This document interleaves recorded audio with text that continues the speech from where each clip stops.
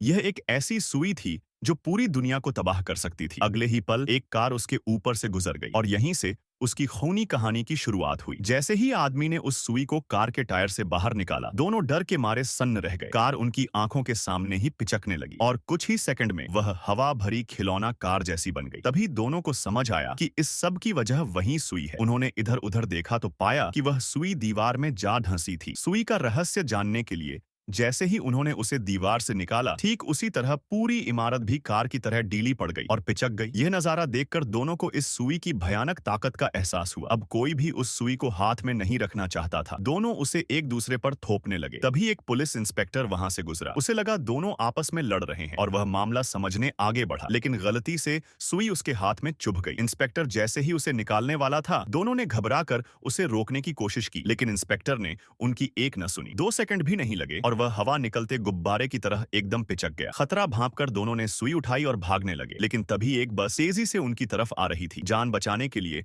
उसने सुई बस की ओर कर दी। अगले ही पल बस भी पिचक गई और उसकी जान बच गई। अब दोनों को समझ आ गया था कि इस सुई को धरती पर नहीं छोड़ा जा सकता। उन्होंने एक गुब्बारे में सुई बांधी और उसे अंतरिक्ष में छोड़ने का फैसला किया, लेकिन गुब्बारा ज्यादा ऊपर जाने से पहले ही फट गया। विनाश की सुई जमीन में जा गिरी। दोनों उसे उठाने ही वाले थे कि उन्होंने देखा वही इंस्पेक्टर पंप से खुद में हवा भर रहा है और उन्हें पकड़ने की धमकी दे रहा है। यह सुनते ही दोनों डर गए और सुई उठाकर भागने लगे, लेकिन कुछ ही कदम चले थे कि उन्हें हवा निकलने की आवाज सुनाई दी। पीछे मुड़कर देखा तो जमीन में एक बड़ा छेद हो चुका था और हर तरफ से हवा निकल रही थी। इसी के साथ पूरी दुनिया धीरे धीरे पिचकने लगी। यह देखकर दोनों समझ गए कि अब इस दुनिया का अंत तय है। आखिर में दोनों एक दूसरे को कसकर गले लगाते हैं और धरती के विनाश का इंतजार करते हैं।